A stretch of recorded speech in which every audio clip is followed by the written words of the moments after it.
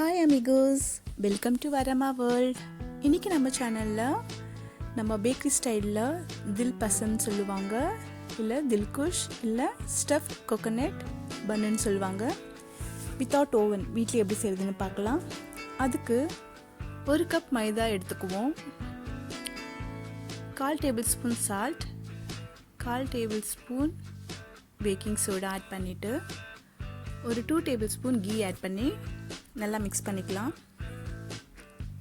Mix பண்ணிவிட்டு நம்ம கையில் எடுத்து பிடிக்கும்போது அந்த டெக்ஸ்சர் இந்த மாதிரி கட்டியாக இருக்கணும். பாருங்கள், இந்த மாதிரி உடையிற மாதிரி. இப்போ தேவையான அளவு தண்ணி ஆட் பண்ணிக்கிட்டு கொஞ்சம் கொஞ்சமாக ஆட் பண்ணிவிட்டு நம்ம பிசைஞ்சுக்கலாம். நம்ம சப்பாத்தி மாவுக்கு பிசையும் இல்லையா, அந்த மாதிரி இந்த மாதிரி பிசைஞ்சு எடுத்துகிட்டு ஒரு 15 மினிட்ஸ் அப்படியே கவர் பண்ணி வச்சிடலாம். இன்னும் சாஃப்ட்னஸாக இருக்கும். அதுக்கப்புறம் ஒரு பேனில் 1 கப் துருகுன தேங்காய் எடுத்துக்குவோம்.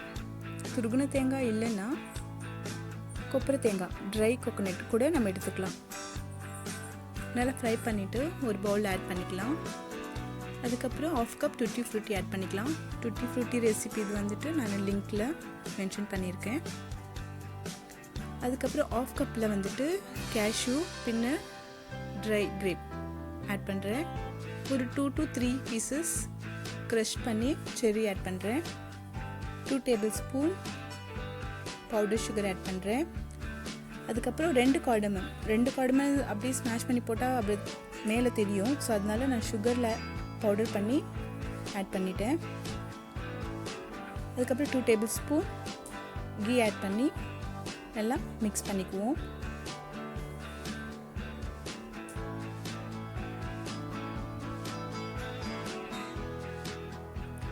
கோகோனட்டில் வைக்க போகிற ஸ்டஃபிங் இது ரெடி ஆயிடுச்சு.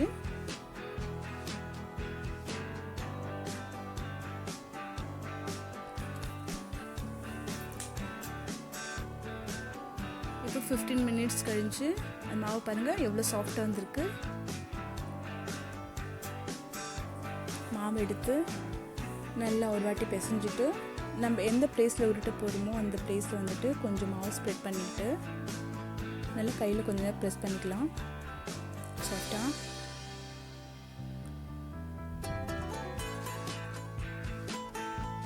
இந்த மாதிரி சாஃப்டாக ப்ரெஸ் பண்ணதுக்கப்புறமா நம்ம சின்னதாக ஒரு சைஸ், பெருசாக ஒரு சைஸ், அதாவது 2 லேயர் வந்துட்டு நம்ம உருட்ட போகிறோம் சப்பாத்தி ஷேப்பில். ஸோ அதனால் பெருசாக இருக்கிறத ஃபஸ்ட்டு எடுத்துக்கலாம்.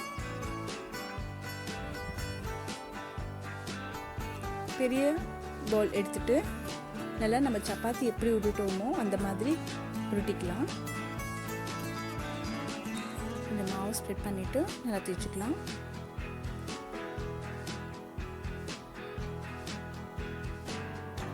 கொஞ்சம் மேலே கீ ஆட் பண்ணிவிட்டு ஃபுல் ப்ரஷ் பண்ணிக்குவோம். அந்த சப்பாத்தி ஷேப்புக்கு நம்ம ரெடி பண்ணியிருக்கோம் இல்லையா, அது ஃபுல்லாக கீ ஸ்ப்ரெட் பண்ணிக்கலாம். ஸ்ப்ரெட் பண்ணிவிட்டு நம்ம கொஞ்சம் மைதா மாவு ஸ்ப்ரெட் பண்ணிவிட்டு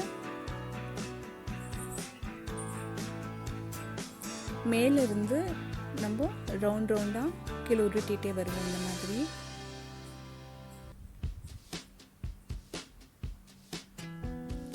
ஏன்னா தில்பசந்துக்கு வந்துட்டு நம்ம அந்த ப்ரெட் ரெடி பண்ணும்போது நல்லா லேயராக இருக்கணும், அதுக்காக தான்.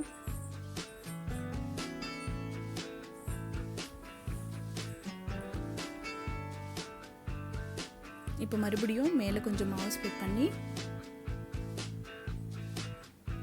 இன்னொரு டைம் தேய்ச்சிக்கலாம் நல்லா சப்பாத்தி மாதிரி.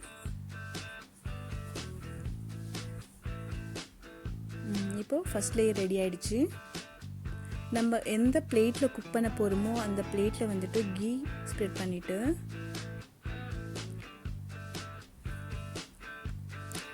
கீ ஸ்ப்ரெட் பண்ணலாம். அப்படி இல்லைன்னா கூட நம்ம மாவு மட்டும் கொஞ்சம் மேலே நல்லா தூவி விட்டுக்கலாம். இப்போது நம்ம உருட்டி வச்சுருக்கிற அந்த ஃபஸ்ட் லேயர் சப்பாத்தி எடுத்துகிட்டு மேலே வச்சுருக்கேன். இப்போ சின்ன பால் சைஸுக்கு கட் பண்ணி வச்சுருக்கோம் இல்லையா, அதையும் எடுத்துகிட்டு ஃபஸ்ட் லேயர் எப்படி உருட்டணுமோ அதே மாதிரி சேம் ப்ரொசீஜர் செகண்டுக்கும் கீ அப்ளை பண்ணிவிட்டு மேலே மாவு தூவிட்டு நல்லா ரோல் பண்ணி உருட்டி வச்சுக்குவோம்.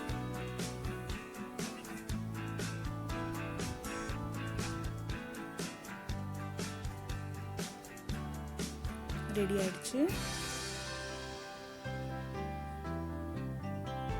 இப்போ நம்ம முன்னாடி உருட்டி வச்சிருக்கு இல்லையா ஃபர்ஸ்ட் லேயர் பிளேட்டில், அந்த லேயரில் நம்ம ரெடி பண்ணி வச்சிருக்கிற ஸ்டஃபிங்கை ஆட் பண்ணிக்கலாம். கார்னர்லாம் விட்டுட்டு நடுவில் மட்டும் ஆட் பண்ணுவோம். கார்னர் ஒரு 1 இன்ச் சைஸுக்கு வந்துட்டு நம்ம விட்டுட்டு ஃபுல் நடுவில் ஃபுல்லாக ஸ்ப்ரெட் பண்ணி வச்சுக்கலாம். இப்போ செகண்ட் லேயர் சின்னதாக எடுத்து உருட்டி வச்சுருக்கு இல்லையா, அதை மேலே வந்துட்டு இந்த மாதிரி வச்சுட்டு இந்த கார்னர் 1 இன்ச் விட்டுருக்கு இல்லையா, அது எல்லாமே ஜாயின் பண்ணி க்ளோஸ் பண்ணுவோம்.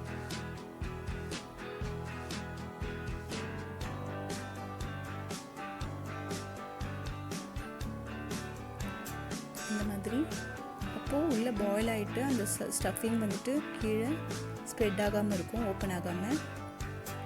ஸோ இந்த மாதிரி நம்ம ஃபோல்ட் பண்ணி வச்சுக்கலாம்.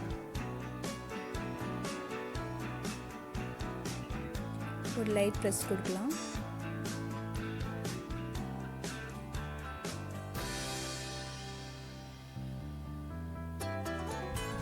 ரெடி ஆயிடுச்சு. இப்போ மேலே வந்துட்டு கொஞ்சம் கீ ப்ரஷ் பண்ணிக்குவோம். கீ அப்ளை பண்ணிவிட்டு இப்போது நம்ம குக் பண்ண போகிற பாத்திரத்தை ஒரு 5 மினிட்ஸ் ப்ரீ ஹீட் பண்ணுவோம். இந்த மாதிரி மூடி வச்சிடலாம். 5 மினிட்ஸ்க்கு அப்புறமா நம்ம பிளேட் வைக்கிறதுக்காக ஒரு ஸ்டாண்ட் வைக்குவோம். உள்ள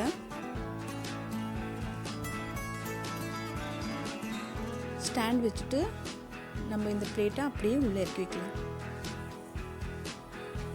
இறக்கி வச்சுட்டு நல்லா ஒரு 10 மினிட்ஸ் நல்லா க்ளோஸ் பண்ணி வச்சிடலாம்.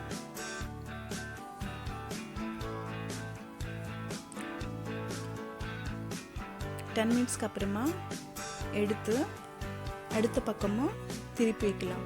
ஏன்னா ஒரு பக்கம் ஆல்ரெடி வெந்துட்டுருக்கும். ஸோ இன்னொரு பக்கமும் நம்ம இந்த மாதிரி ஃப்ளிப் பண்ணி எடுத்து குக் பண்ணுவோம்.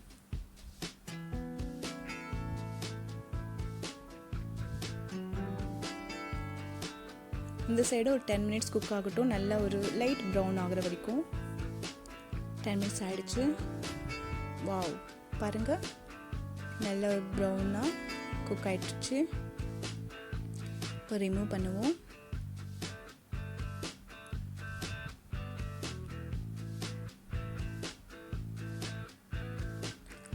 நம்ம வெளியே எடுத்த உடனே அந்த ஹீட்லேயே நம்ம கொஞ்சம் கீ அப்ளை பண்ணிக்கலாம். ஸோ அப்போ மேலே வந்துட்டு நல்ல ஒரு சாஃப்ட்னஸாக இருக்கும், இல்லைன்னா ரொம்ப ட்ரை ஆகிடும். ஸோ அதனால் அந்த ஹீட் இருக்கும் போதே நம்ம கீ அப்ளை பண்ணிவிடுவோம். பாருங்கள், அந்த திக்னஸ் சைடில் எல்லாமே நல்லா குக் ஆகிருக்கு.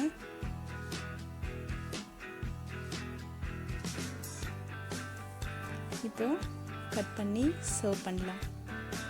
அவ்வளோதான், நம்ம பேக்கரி ஸ்டைலில் coconut dilkush is ready to serve.